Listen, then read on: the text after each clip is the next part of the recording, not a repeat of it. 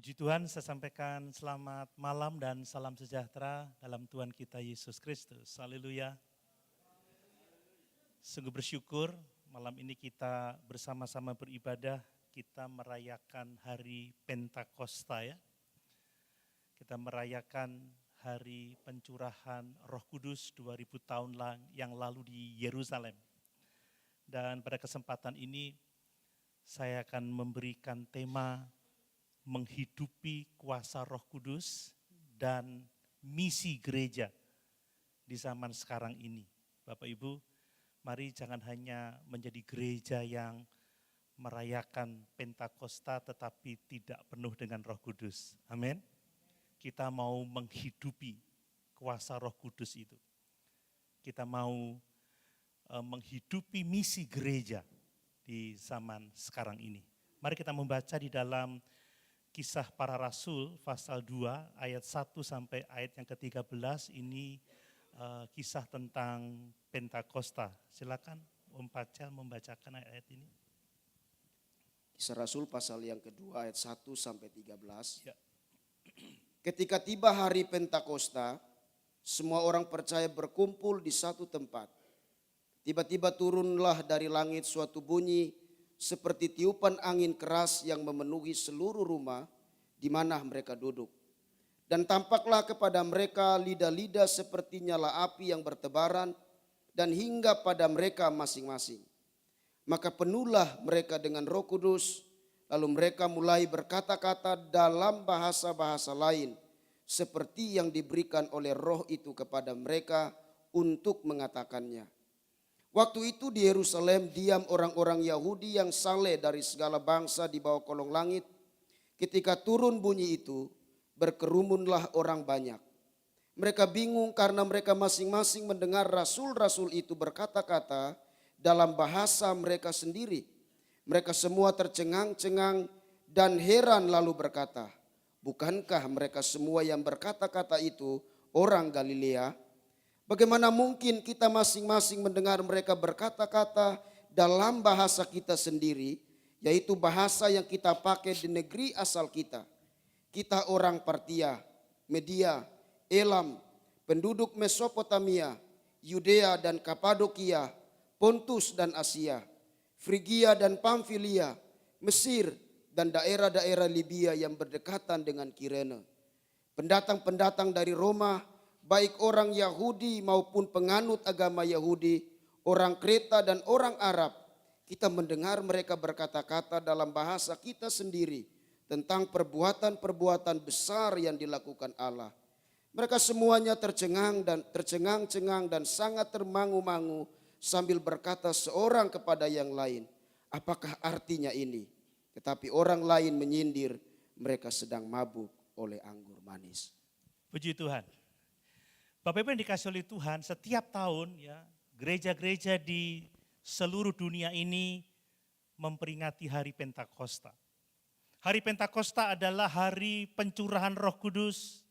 Ya, seperti tadi saya katakan yang terjadi 2000 tahun yang lalu di Yerusalem. Ini adalah penggenapan janji Allah tentang pemberian Roh Kudus kepada umatnya seperti yang dicatat di kitab Yoel. Ini juga penggenapan dari janji Tuhan Yesus Kristus bahwa setelah dia naik ke surga dia akan memberikan penolong yang lain bagi setiap orang yang percaya kepadanya. Dan apa yang kita baca tadi itu adalah kisah bagaimana Roh Kudus dicurahkan pada hari Pentakosta di Yerusalem. Nah, berbicara tentang Pentakosta Bapak Ibu, ini adalah peristiwa yang sangat-sangat penting. Mengapa penting? Karena pada waktu itu Roh Kudus dicurahkan dan memenuhi para murid yang berkumpul di loteng Yerusalem. Dan apa yang terjadi pada waktu itu? Telah membuka satu pelayanan penginjilan yang sangat luar biasa. Murid-murid yang penuh dengan Roh Kudus itu, mereka bersaksi dalam bahasa-bahasa lain. Sekalipun kebanyakan dari mereka adalah orang-orang Galilea. Mereka keluar dari loteng itu dan mereka bersaksi. Dan melalui kesaksian mereka, ada banyak jiwa yang dimenangkan. Bayangkan Rasul Petrus satu kali berkhotbah, 3.000 jiwa dimenangkan. Amin Bapak Ibu. Inilah Pentakosta yang terjadi pada waktu itu. Peristiwa yang sangat penting, di mana Tuhan memberikan Roh Kudus-Nya dan di mana Tuhan memberi kuasa kepada orang-orang percaya untuk menjadi saksi. Dan dengan kuasa menjadi saksi itu Allah mengerjakan misinya, menjangkau jiwa-jiwa. Sehingga melalui pelayanan penginjilan yang dilakukan oleh gereja, banyak jiwa yang dimenangkan. Mulai dari 3.000 orang, 2.000 orang, 5.000 orang. Dan terus berkembang sampai sekarang ini. Nah, pertanyaannya bagi kita sekarang begini Bapak Ibu. Bagaimana cara kita, bagaimana cara gereja masa kini merayakan Pentakosta? Itu pertanyaan yang perlu kita jawab. Apakah malam ini kita hanya sekedar mengingat peristiwa sejarah yang telah terjadi 2000 tahun yang lalu? Hanya sekedar mengingat? Ataukah malam hari ini kita hanya sekedar menjalankan ibadah khusus, ibadah perayaan Pentakosta dengan tema tentang Roh Kudus? Ataukah kita hanya sekedar merayakan Pentakosta dengan sukacita lahiriah, dengan lagu-lagu Pentakosta seperti tadi yang sudah kita nyanyikan? Api Pentakosta ku punya, ku biarkan menyala. Api Kristus sudah menyala, begitu ya. Lalu lagu penyembahannya bersama Roh Kudus. Apakah sekedar dengan sukacita lahiriah yang seperti itu, tetapi sesungguhnya hati kita ini kering. Tidak ada semangat yang sungguh-sungguh. Kita tidak memiliki kerinduan untuk dipenuhkan dengan Roh Kudus. Bapak Ibu, bagaimana cara kita merayakan hari Pentakosta? Hari ketuangan Roh Kudus, hari di mana Roh Kudus memenuhi para murid, hari di mana mereka bersaksi, hari di mana banyak jiwa-jiwa dimenangkan. Apakah kita merayakan dengan semangat yang sama? Bapak Ibu yang dikasih oleh Tuhan, inilah bahaya ya kalau kita merayakan hari raya Pentakosta tanpa penghayatan. Ya jujur saya mau mengatakan kita ini hidup di tengah-tengah zaman yang ironis ya. Gereja sekarang dapat dikatakan semakin hebat ya. Gereja sekarang begitu banyak program, ada banyak kegiatan, bahkan ada banyak perayaan-perayaan. Gedung-gedung gereja dibangun dengan megah. Tetapi di sisi lain Bapak Ibu, banyak gereja yang kehilangan kuasa penginjilan. Injil tidak lagi diberitakan. Kita tidak melihat adanya orang-orang percaya pergi keluar dari gedung gereja, menjangkau jiwa-jiwa, membawa jiwa-jiwa kepada Kristus. Kita kehilangan beban akan keselamatan jiwa-jiwa. Ya kita ke gereja karena kita ingin diberkati, kita ke gereja karena kita ingin ditolong, kita ke gereja karena kita ingin menikmati suasana ibadah yang menyenangkan. Tetapi kita tidak punya semangat untuk terbeban kepada jiwa-jiwa yang masih belum diselamatkan. Kondisi gereja sekarang sangat ironis Bapak Ibu ya. Banyak orang yang aktif datang di ibadah, datang bergereja, tapi sangat sedikit yang mengemban amanat agung Tuhan Yesus Kristus. Ini persoalan yang dihadapi oleh gereja-gereja sekarang ini. Banyak orang yang puas dengan aktivitas rohani, pelayanan di dalam gereja. Seperti saya berkhotbah, memimpin pujian, memainkan alat musik. Kita sibuk di gereja memuji Tuhan, tetapi kita tidak memiliki keberanian untuk keluar menceritakan perbuatan-perbuatan Allah yang besar kepada orang-orang yang kita jumpai. Padahal inti Pentakosta bukan hanya pencurahan Roh Kudus menjadi karunia atas hidup kita, tetapi inti Pentakosta adalah Allah memberi kepada kita kuasa supaya kita menjadi saksi. Amin Bapak Ibu. Coba Kisah Rasul 1 ayat yang ke-8. Ini inti Pentakosta. Kisah 1 ayat yang Iya. ke-8. Tetapi kamu akan menerima kuasa kalau Roh Kudus turun ke atas kamu, dan kamu akan menjadi saksiku di Yerusalem dan di seluruh Yudea dan Samaria dan sampai ke ujung bumi. Amin. Ini inti yang kita rayakan. 2000 tahun yang lalu Roh Kudus dicurahkan. Mereka menerima karunia Roh Kudus. Mereka diberi kuasa dan mereka menjadi saksi Yesus Kristus. Menceritakan perbuatan-perbuatan Allah yang besar. Mengkhotbahkan Injil keselamatan. Banyak jiwa dibawa kepada Kristus. Ini inti perayaan Pentakosta. Tetapi sekali lagi, seringkali kita terjebak hanya kepada aktivitas rohani di dalam gedung gereja. Kita memang bersemangat ya, kalau nyanyi-nyanyi lagu Pentakosta, apalagi lagu-lagu lama ya. Ada yang mendidih di hati. Saudara tahu lagu itu? Mendidih di hatiku. Sambil angkat tangan, api Pentakosta ku punya gitu ya. Ku biarkan menyala deng-deng gitu ya. Tapi keluar kita bungkam. Keluar kita tutup mulut. Bahkan kepada keluarga yang belum percaya Yesus kita tidak berani memberitakan Injil.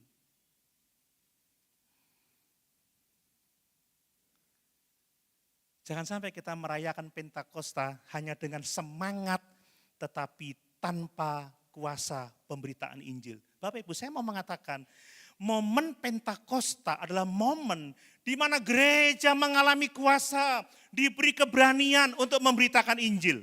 Amin.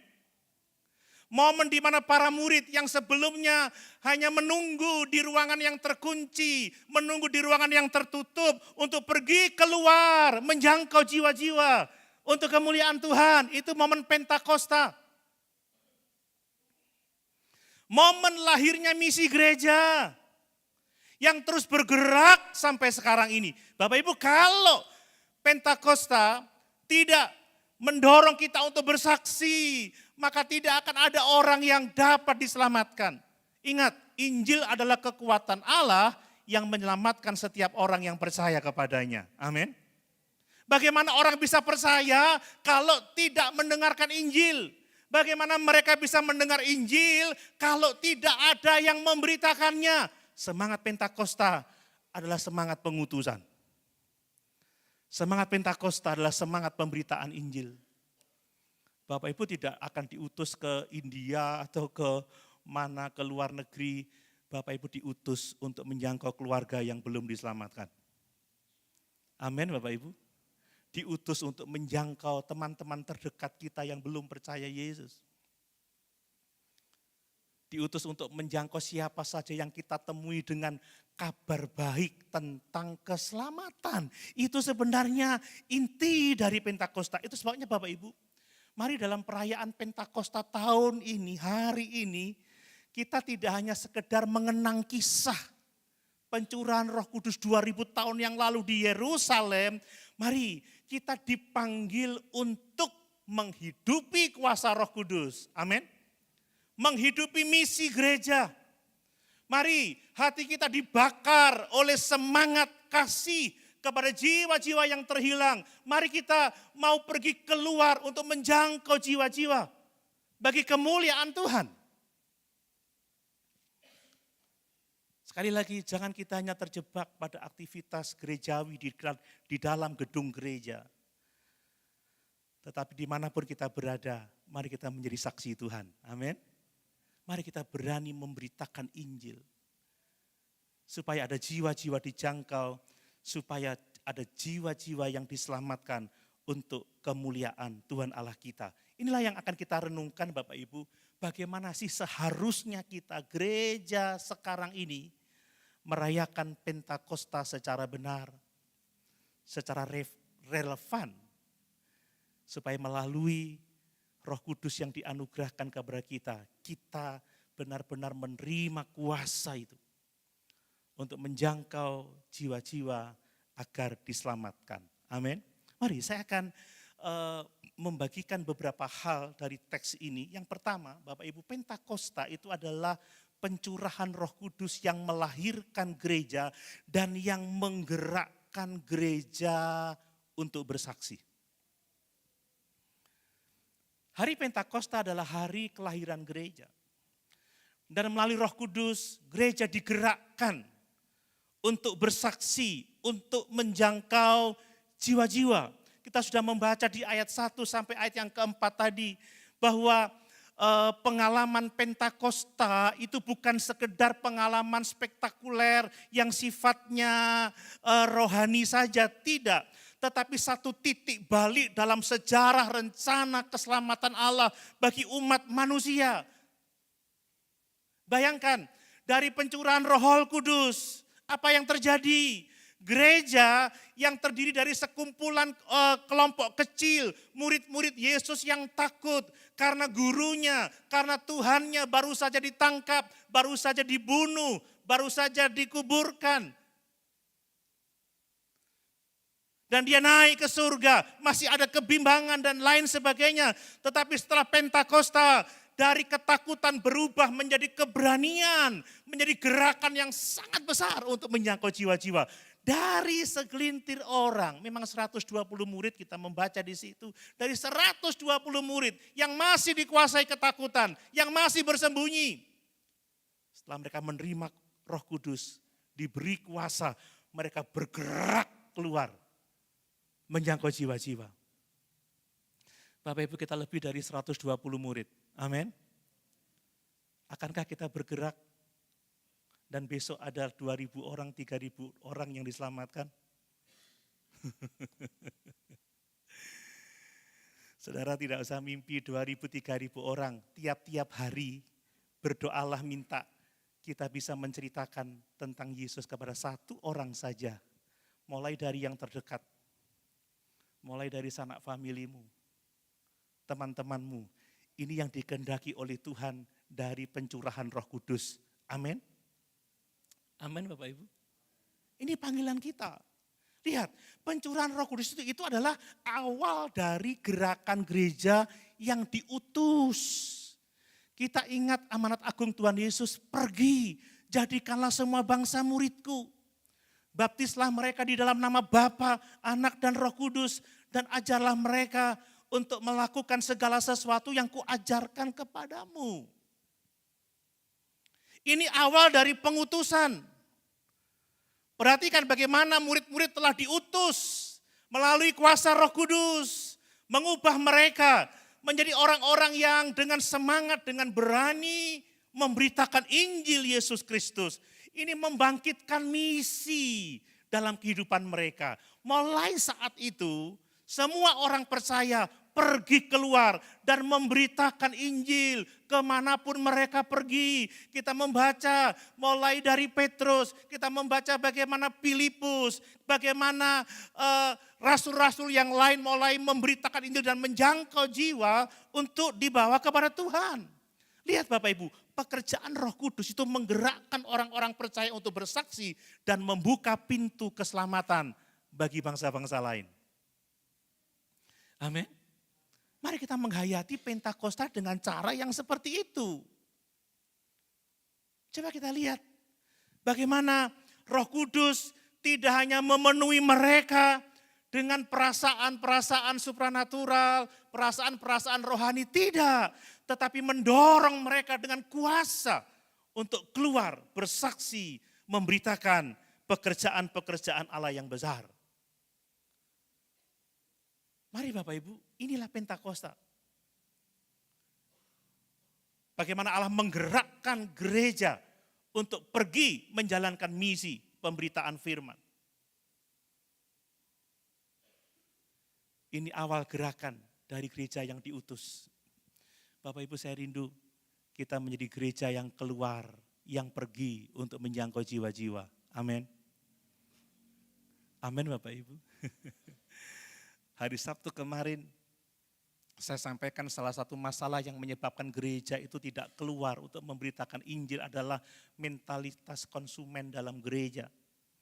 Kita ke gereja hanya untuk mencari kebutuhan kita. Kita ke gereja karena ingin diberkati. Kita ke gereja karena kita ingin dilayani. Kita ke gereja kita ingin menikmati kebaktian, puji-pujian yang nyaman, pemberitaan yang menghibur. Tetapi kita tidak ke gereja untuk menyerahkan diri dan dipakai oleh Tuhan, diutus oleh Tuhan untuk menjangkau jiwa-jiwa.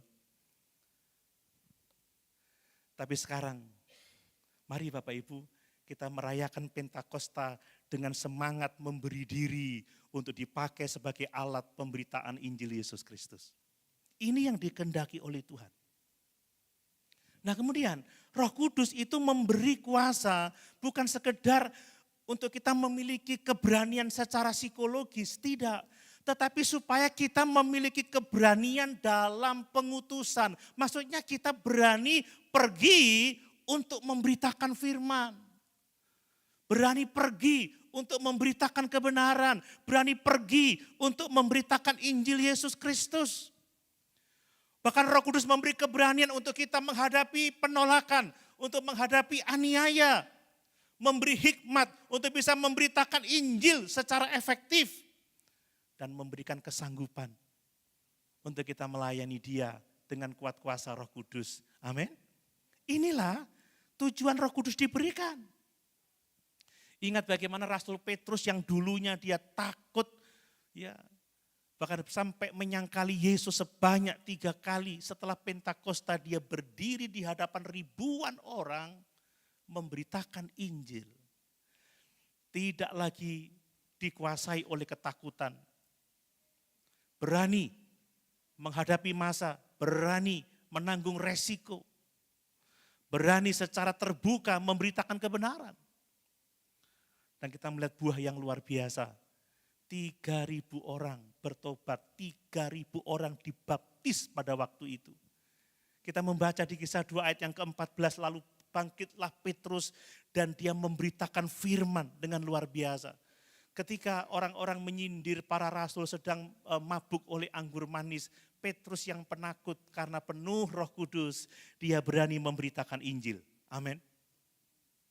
Nah kemudian Pentakosta itu menggeser gereja dari orientasi internal itu ke misi global Bapak Ibu ya. Jujur selama ini orientasi kita kan pelayanan di dalam gereja ya. Kita sibuk mengatur ibadah ya.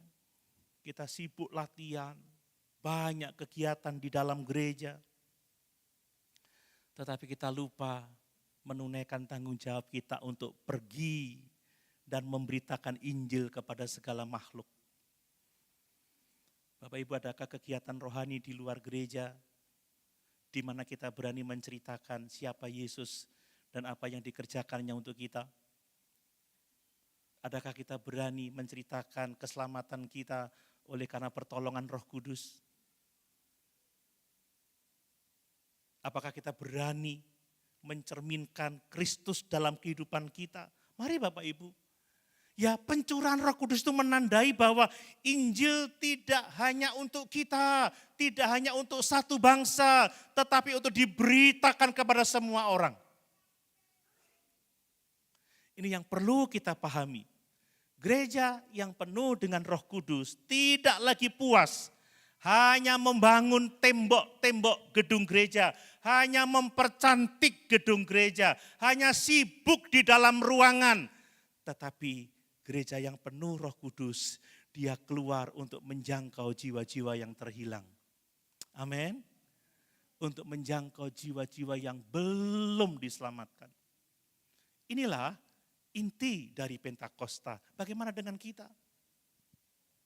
Apakah kita punya beban misi? Apakah kita terdorong untuk memberitakan Yesus Kristus? Mari kita sebagai gereja dewasa ini harus mau menghidupi realitas Pentakosta. Bukan hanya kita sibuk mengadakan kegiatan di dalam gedung ini, ya ibadah yang penuh sukacita. Ya kadang kita diminta bertepuk tangan, beri kemuliaan untuk Tuhan, kita rame tepuk tangan, kita senang. Kadang kita diajak bergerak, diajak melompat.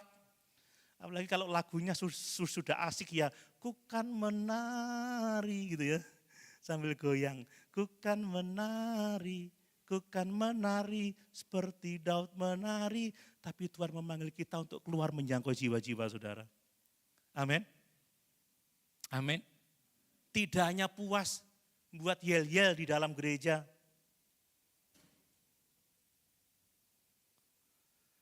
Seperti kami di MD Jawa Timur, yel-yelnya begini. MD Jawa Timur, sehat, dinamis, misioner. Sehat, dinamis, misioner, MD Jawa Timur. Tapi enggak pernah keluar menginjil. Enggak pernah keluar menjangkau jiwa. Kalau khotbah enggak berani terus terang. Enggak berani menegur dosa. Apa seperti itu?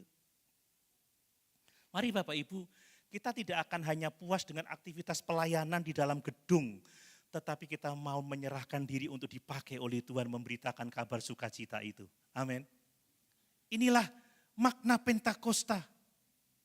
Mari kita memberi diri penuh dengan Roh Kudus. Ini semangat Pentakosta.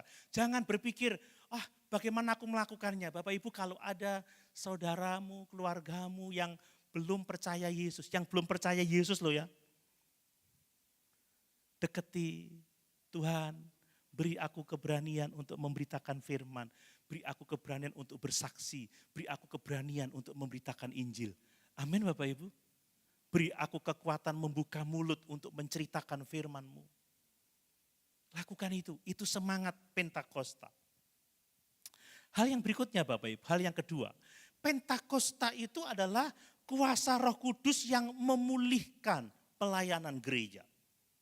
Kenapa saya katakan yang memulihkan? Karena kita melihat sebelumnya para murid itu sudah mengenal Yesus secara pribadi, hidup bersama-sama dengan Yesus, melihat tanda-tanda heran, melihat mujizat, menerima pengajaran, tetapi mereka tidak berani melayani. Kita sudah membaca tadi, tetapi kamu akan menerima kuasa kalau Roh Kudus turun ke atas kamu dan kamu akan menjadi saksiku. Ya, lihat kuasa Roh Kudus itu memulihkan esensi pelayanan di dalam gereja. Ini yang harus kita pahami. Para murid sebelum Pentakosta, sekali lagi mengenal Yesus secara pribadi, hidup bersama-sama dengan Yesus, mendengar pengajarannya secara langsung, menyaksikan mujizat-mujizat. Tetapi itu tidak cukup untuk mengutus mereka, membuat mereka berani keluar memberitakan Injil. Mereka dikatakan, tunggu di Yerusalem, akan diberikan janji Bapa kepadamu. Dan setelah mereka terima Roh Kudus, barulah mereka memiliki keberanian, memiliki kuasa, pelayanannya efektif dan luar biasa. Amin. Semua karena Roh Kudus. Jadi esensi pelayanan gereja itu bukan sekedar pengetahuan teologi Bapak Ibu.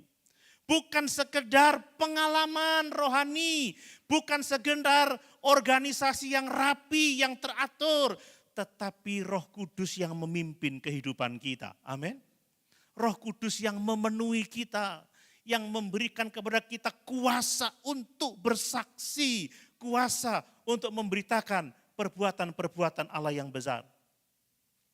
Bapak Ibu, ini proyek Tuhan loh ya, bukan proyek gereja. Karena Roh Kudus memberi kuasa bagi kita untuk bersaksi. Tanpa Roh Kudus, Bapak Ibu, semua kegiatan kita hanya menjadi aktivitas rohani yang kosong, formalitas saja, bahkan mungkin menjadi sekedar rutinitas, kegiatan lahiriah, tetapi kehilangan kekuatan untuk menjangkau jiwa-jiwa, untuk membawa jiwa-jiwa kepada pertobatan yang sungguh-sungguh kepada Yesus Kristus. Mari Bapak Ibu, ya, bahwa kuasa Roh Kudus itu memulihkan esensi pelayanan gereja, itulah hidup yang penuh dengan Roh Kudus. Amin. Menghidupi kuasa Roh Kudus untuk melayani, untuk menjangkau jiwa-jiwa, untuk memberitakan Injil keselamatan. Kemudian kuasa Roh Kudus itu menghasilkan keberanian ilahi untuk bersaksi. Saya merasa perlu untuk menekankan ini Bapak Ibu ya. Bagaimana Petrus yang sebelumnya takut menyangkal Yesus, kini dia berani menghadapi ribuan orang. Bayangkan ya, berbicara di hadapan 3.000 orang itu bagaimana rasanya. Saya belum pernah berbicara di hadapan 3.000 orang, belum pernah. Saya memang pernah KKR di Papua pada waktu itu, tapi saya pikir tidak 3.000 orang.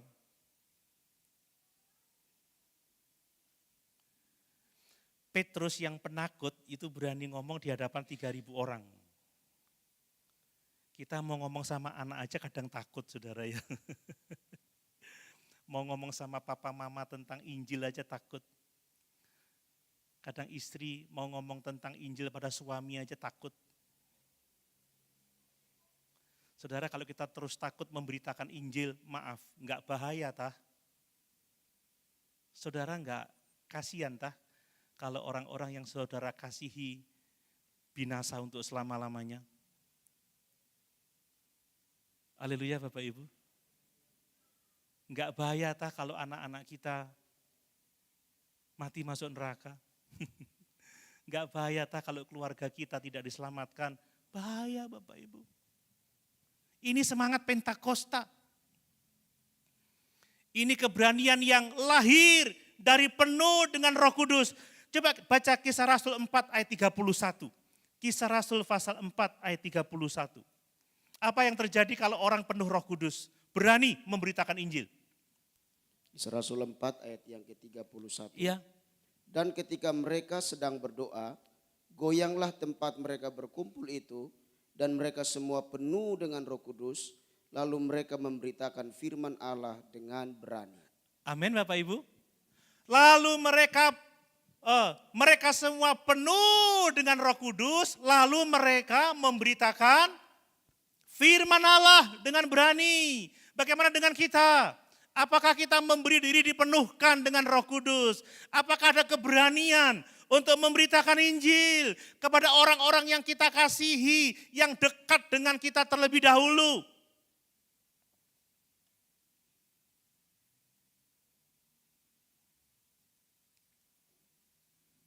Bapak Ibu kita harus banyak berdoa untuk menjangkau jiwa-jiwa yang ada di sekitar kita.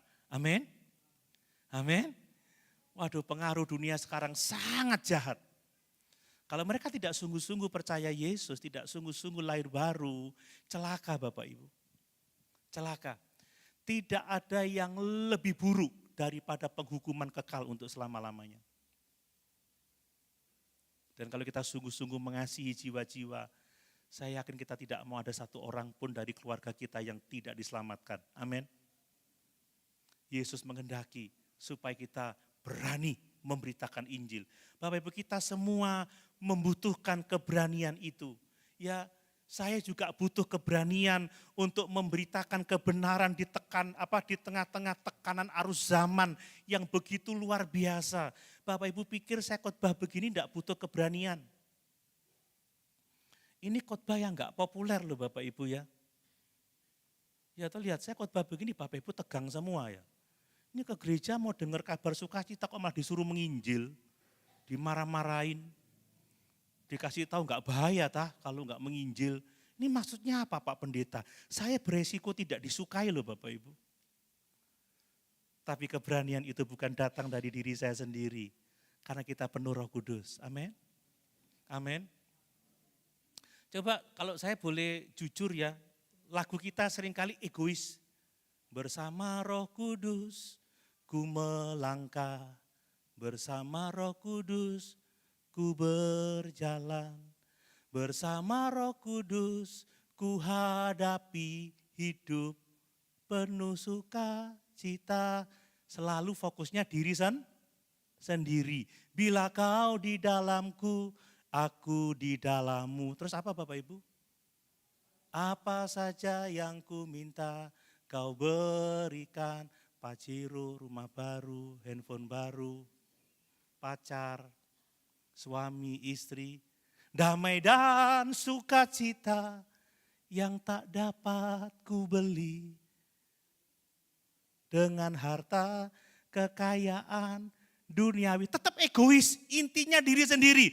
Coba, bila kau di dalamku, Aku di dalammu, aku akan keluar menjangkau jiwa-jiwa. Apapun yang terjadi, ku beritakan Injil supaya keluargaku semua diselamatkan. Mau nyanyi begitu? Amin. Loh, sedikit. Apapun yang terjadi, ku beritakan firman supaya teman-temanku terima kebenaran. Semua ke gereja maunya berkat, sukacita, dewek, tapi kita kehilangan beban menjangkau jiwa-jiwa untuk dimenangkan.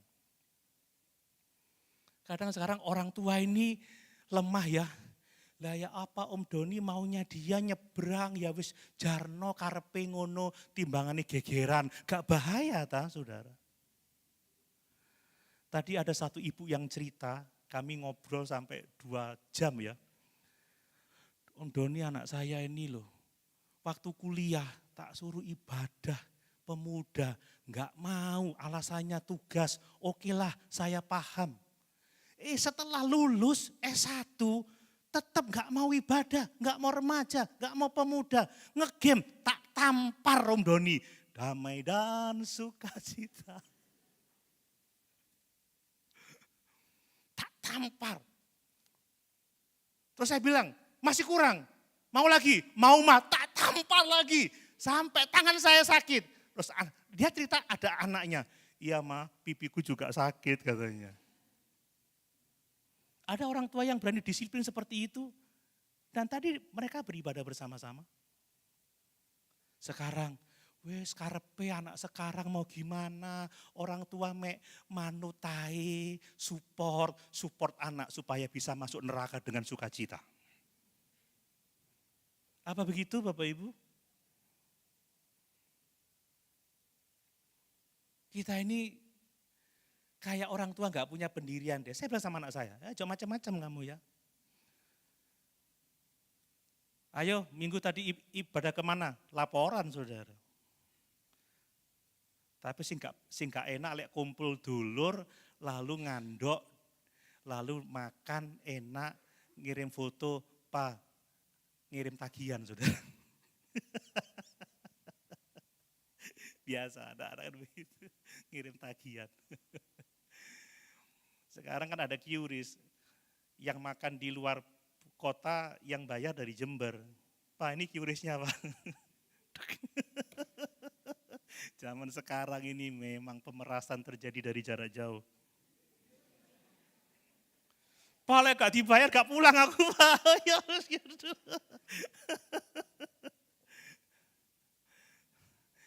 Bapak Ibu kita butuh keberanian. Amin Bapak Ibu. Nah kemudian kuasa Roh Kudus itu menghasilkan pelayanan yang mengubahkan jiwa. Ini yang harus kita pahami. Ya, seringkali kita ini mengukur keberhasilan gereja itu dari banyaknya kegiatan. Dari ramenya orang yang hadir. Iya kan? Wih, sing teko akeh, hebat. Atau dari keindahan gedung gereja, fasilitas gereja, dan lain sebagainya. Tetapi beda dengan yang diharapkan oleh Tuhan Bapak Ibu. Tuhan tidak melihat seberapa banyak yang hadir dalam persekutuan-persekutuan kita. Tetapi Tuhan mau melihat seberapa banyak yang hidupnya diubahkan oleh firman Tuhan. Seberapa banyak yang hidupnya diubahkan oleh karena ketaatannya kepada Roh Kudus. Seberapa banyak orang yang diselamatkan karena menerima Injil Yesus Kristus. Kita membaca pasal 2 ayat 41. Tolong dibaca. Kisah Rasul pasal 2 ayat 41. Rasul pasal 2 ayat 41. Iya. Orang-orang yang menerima perkataannya itu memberi Iya. diri dibaptis. Dan pada hari itu jumlah mereka bertambah kira-kira 3.000 jiwa. Amin. Ini pelayanan yang disertai oleh kuasa Roh Kudus. Pelayanan yang menghasilkan perubahan hidup. Pelayanan yang mendatangkan pertobatan. Bukan soal seberapa banyak orang yang datang. Tapi seberapa banyak orang yang bertobat. Yang dilahirkan kembali. Dan hidup dalam hidup yang baru. Bapak Ibu kan kita Kadang-kadang kita lupa memperhatikan itu. Wes pokoknya anak nang gereja, ndak tahu nang gereja, ngegame sambil dengar firman, saudara.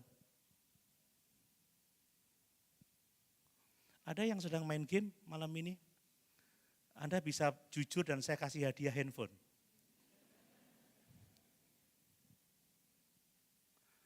Iya loh, kadang tidak sempat potong kuku di rumah, potong kukunya di gereja.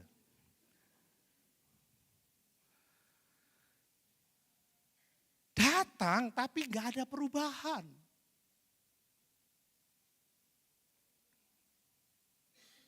Karena yang diberitakan bukan firman. Haleluya Bapak Ibu. Saya berdoa supaya kita semua yang setia beribadah, hidup kita benar-benar dijamah oleh firman. Diubahkan oleh Roh Kudus. Ya paling tidak ada pertobatan lah. Seperti saya katakan, saudara kalau lihat saya sekarang, itu sudah jauh berbeda dari 30 tahun yang lalu. Saudara nggak akan senang dekat dengan saya. Ya, bukan karena bau keringat saya nggak enak, bukan saudara. Tapi karena memang saya orangnya kaku, orangnya keras. Saya ini tidak ada senyumnya dulu. Wah kalau saya lihat foto-foto zaman dulu, kayaknya fotonya tuh garang banget. Saudara. Tapi sekarang beda saudara ya. Kalau saudara tidak lihat bedanya ya tidak apa-apa, karena yang paling tahu adalah istri saya. Amin. Jadi ada perubahan hidup, inilah pelayanan yang dipenuhi Roh Kudus. Melahirkan orang-orang yang bertobat, orang-orang yang meninggalkan kehidupan yang lama. Ini perlu keberanian untuk memberitakan firman, memberitakan Injil, memberitakan kebenaran, mendorong orang untuk bertobat, menasihati, menegur, menyatakan kesalahan. Dan itu seringkali khotbah yang tidak populer. Bapak Ibu, Paulus sudah mengingatkan pada akhir zaman banyak orang yang tidak lagi tahan mendengar firman, yang tidak lagi tahan mendengar khotbah-khotbah kebenaran dan mencari pembicara-pembicara yang bisa menyenangkan telinga mereka. Waspada Bapak Ibu. Ya, karena kekekalan itu terlalu lama kalau dijalani di neraka, saudara ya. Kita nggak mau mengalami itu. Mari, setiap kita orang-orang percaya kita dipanggil untuk melayani dengan kuat kuasa Roh Kudus, untuk kita berani memberitakan firman, berani menegur, berani menasihati, dan menghasilkan jiwa-jiwa yang hidupnya diubahkan oleh Tuhan Allah kita. Yang ketiga Bapak Ibu, Pentakosta itu berbicara mengenai kebangkitan misi gereja. Pentakosta berbicara mengenai kebangkitan pelayanan, penjangkauan jiwa-jiwa. Ya, tadi kita sudah membaca di Kisah Rasul 2 ayat 5-11, setelah mereka penuh dengan Roh Kudus, mereka berkata-kata dalam bahasa-bahasa lain dan dikatakan semua orang yang hadir di situ dari segala bangsa di bawah kolong langit dicatat seperti ini. Mereka masing-masing mendengar, mereka berkata-kata dalam bahasa mereka sendiri tentang perbuatan-perbuatan besar yang dilakukan Allah. Apa artinya bagi kita? Pentakosta itu membuka gereja menuju panggilan global, panggilan untuk memberitakan firman, panggilan untuk memberitakan Injil, panggilan untuk memberitakan pekerjaan-pekerjaan Allah yang besar.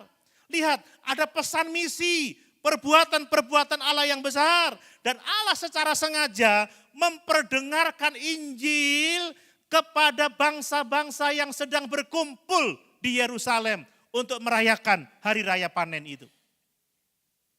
Ini menunjukkan bagaimana Pentakosta ini membuka pintu bagi gereja untuk melayani, untuk memberitakan firman, untuk memberitakan Injil. Kenapa? Supaya keselamatan itu sampai ke ujung bumi. Amin. Ini yang dikehendaki oleh Tuhan. Jadi Roh Kudus tidak hanya menguatkan gereja secara internal, menguatkan iman kita, memberi sukacita, menolong kita dalam berdoa dan lain sebagainya. Tetapi langsung memberi kuasa menggerakkan kita untuk menjangkau jiwa-jiwa bagi kemuliaan Kristus. Nah, kemudian juga misi gereja itu bukan hanya program tambahan Bapak Ibu ya. Ya, apalagi pertemuannya cuma sebulan sekali atau 2 bulan sekali, ini sudah beberapa bulan tidak ada pelatihan misi seperti itu. Bukan, misi itu adalah identitas gereja yang dipenuhi dengan Roh Kudus. Bapak Ibu, kalau kita sungguh-sungguh percaya Yesus, kalau kita sungguh-sungguh menerima karunia Roh Kudus, kita pasti akan menjadi saksi. Amin. Tetapi kamu akan menerima kuasa kalau Roh Kudus turun ke atas kamu dan kamu akan jadi saksiku. Jadi semua yang percaya Yesus, semua yang terima Roh Kudus itu pasti akan jadi saksi. Artinya apa? Bahwa misi itu adalah identitas gereja. Kita tidak bisa hidup tanpa bersaksi karena kuasa itu sungguh-sungguh mendorong kita, menggerakkan kita untuk menceritakan siapa Yesus. Amin Bapak Ibu. Saya tidak bisa tidak setiap hari harus membagi renungan, harus membagi sharing. Saya mau sebanyak mungkin jemaat belajar, jemaat membaca, mendengar pengajaran-pengajaran firman. Karena ini adalah menjadi gaya hidup Bapak Ibu ya. Ini nafas kehidupan gereja itu misi. Kalau Bapak Ibu berhenti bermisi, gereja ini lama-lama habis. Saudara, tahu kenapa saya katakan gereja lama-lama habis? Kalau enggak ada tambahan dari orang-orang yang diselamatkan, saya yakin yang paling umur panjangnya akan sendirian ngurus gereja ini. Iya kan? Saudara akan ngepel gereja sendiri, saudara pimpin pujian sendiri, khotbah sendiri, bayar listrik sendiri. Karena nggak ada orang-orang yang dijangkau begitu kan. Nggak ada orang-orang yang diselamatkan. Tentunya kita tidak mau seperti itu. Amin Bapak Ibu. Misi itu nafas kita, menjangkau jiwa itu nafas kita. Hidup gereja ditentukan dari pelayanan kita. Ada jiwa-jiwa yang dimenangkan, jiwa-jiwa yang diselamatkan, digembalakan di tempat ini. Terus kita dimuridkan, memuridkan semakin banyak jiwa ditambahkan. Bukan stagnan, hanya kita-kita aja sibuk ngurusi gereja.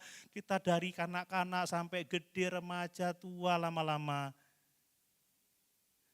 Belakang langit biru. Lama-lama yang hidupnya paling tua, nguburkan dirinya sendiri.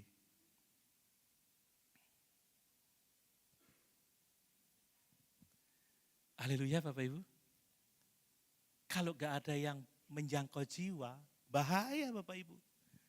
Jadi sejak Roh Kudus dicurahkan maka bayangkan dari segelintir orang, dari 11 murid, kemudian ditambahkan 1 murid, 120 murid, bertambah 2.000 orang, bertambah 3.000 jiwa, bertambah 5.000 jiwa, tambah 2.000 jiwa, expand ke daerah-daerah Asia Kecil dan seterusnya, sampai banyak jiwa dimenangkan.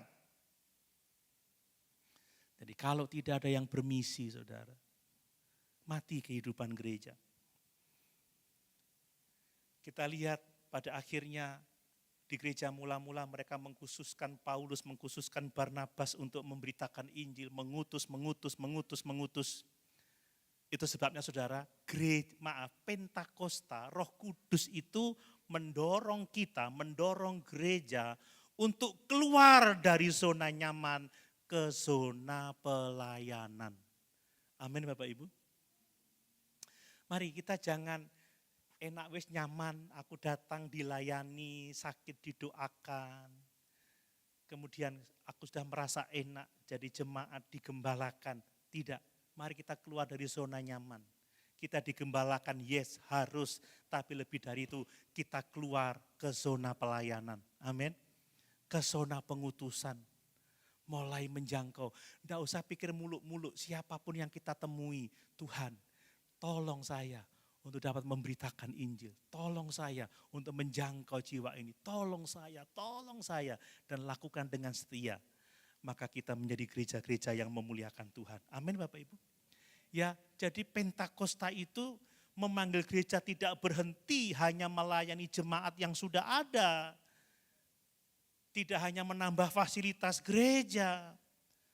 Tetapi mari kita benar-benar menjangkau jiwa-jiwa yang belum diselamatkan. Amin. Amin. Nah ini yang membuat saya harus punya keberanian. Aminnya enggak ada soalnya. Amin Bapak Ibu. Ini panggilan pelayanan kita loh ya.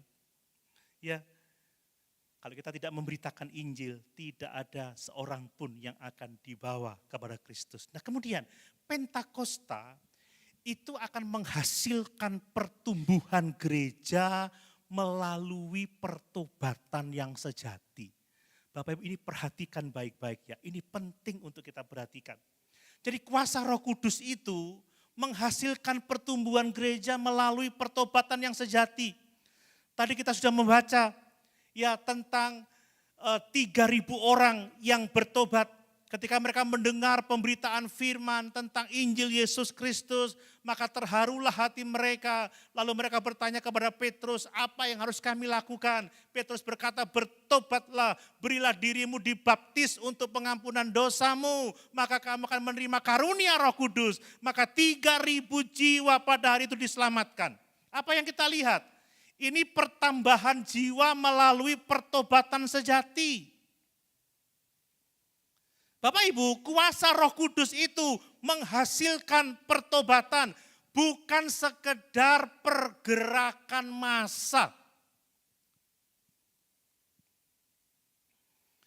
Bapak Ibu, buah yang paling penting dari pekerjaan Roh itu adalah petobat-petobat baru.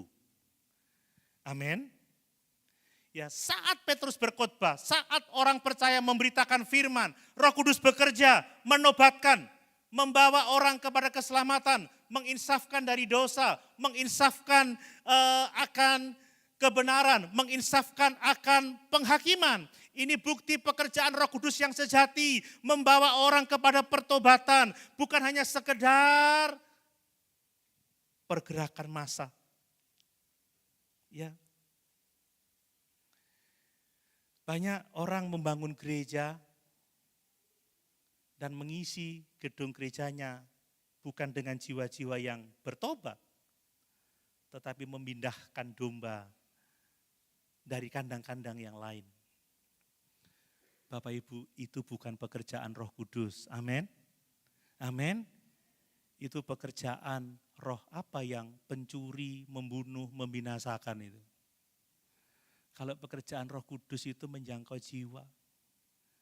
Saudara, saya rindu gereja ini penuh dengan jiwa-jiwa, penuh lagi bukan karena hanya pergerakan massa, tetapi Bapak Ibu Saudara membawa jiwa untuk Tuhan. Amin. Jiwa-jiwa yang baru diselamatkan. Jiwa-jiwa yang percaya Yesus karena pemberitaan Injil saudara. Ini yang penting. Bukan hanya perpindahan massa. Satu waktu dulu Bapak Ibu ya, dulu sudah lama ini. Saya diundang ke satu gereja. Saya diundang khotbah. Saya baru naik mimbar, beberapa orang kabur saudara. Loh kenapa ini kabur?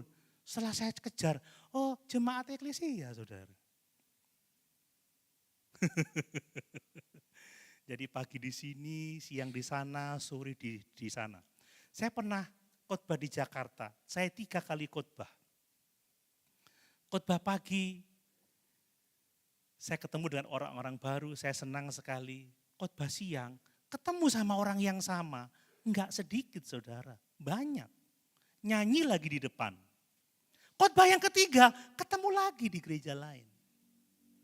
Loh ini piye toh ceritane? Halo? Pernah mengalami yang seperti itu? Atau Bapak Ibu sendiri yang seperti itu? Oh enggak ya?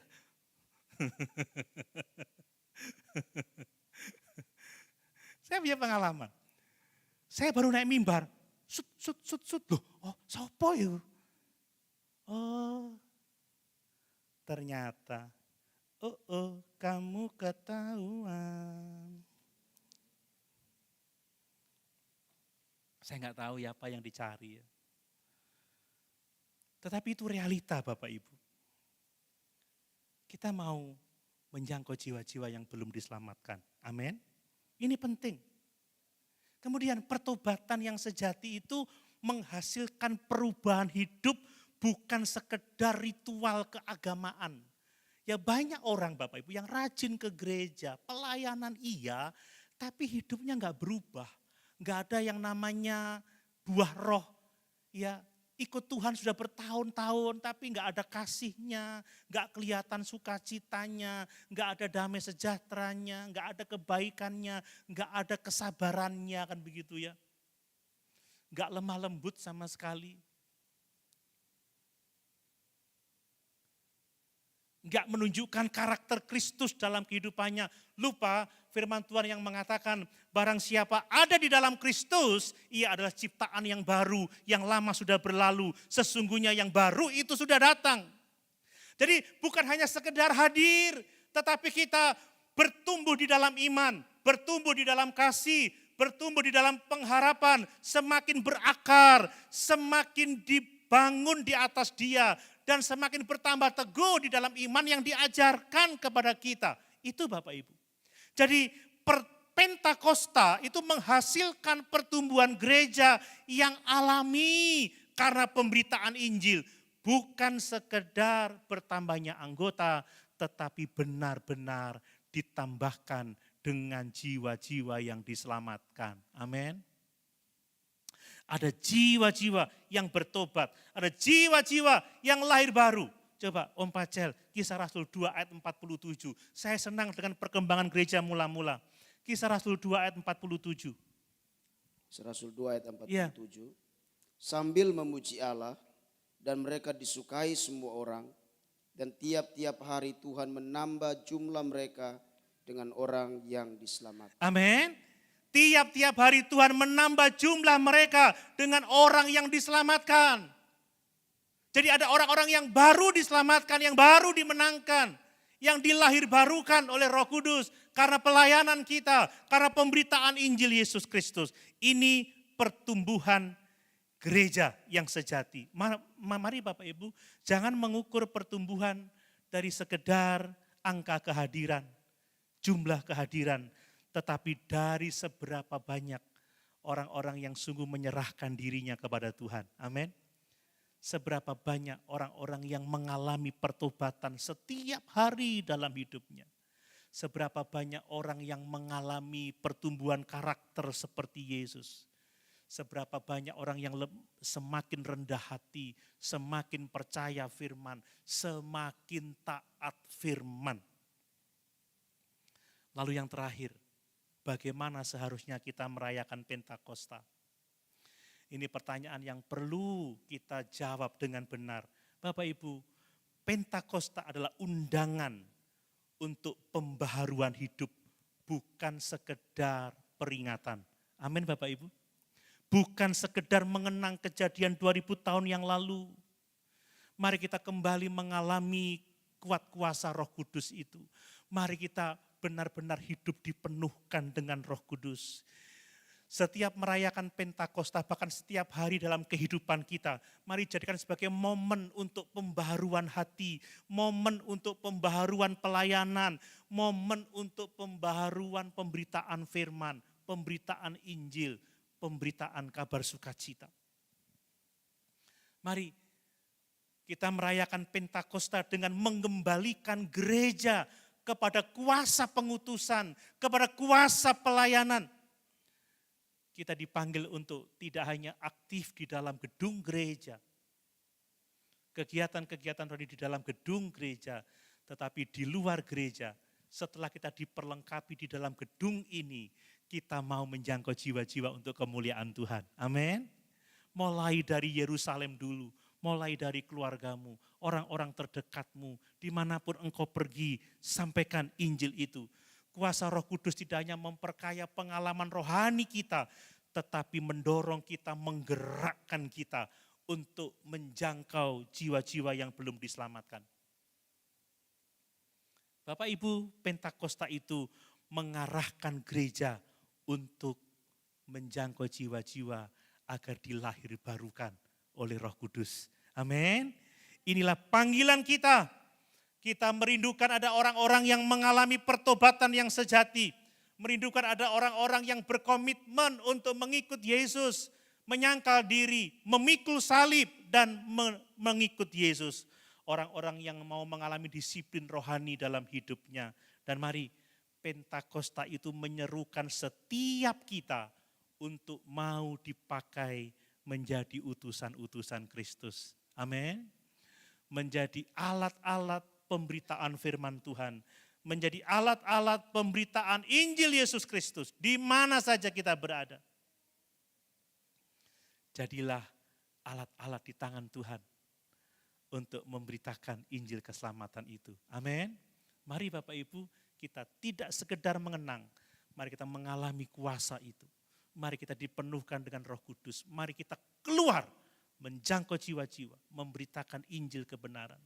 Itulah yang dikehendaki Tuhan dari momen perayaan Pentakosta ini. Sama-sama kita berdiri.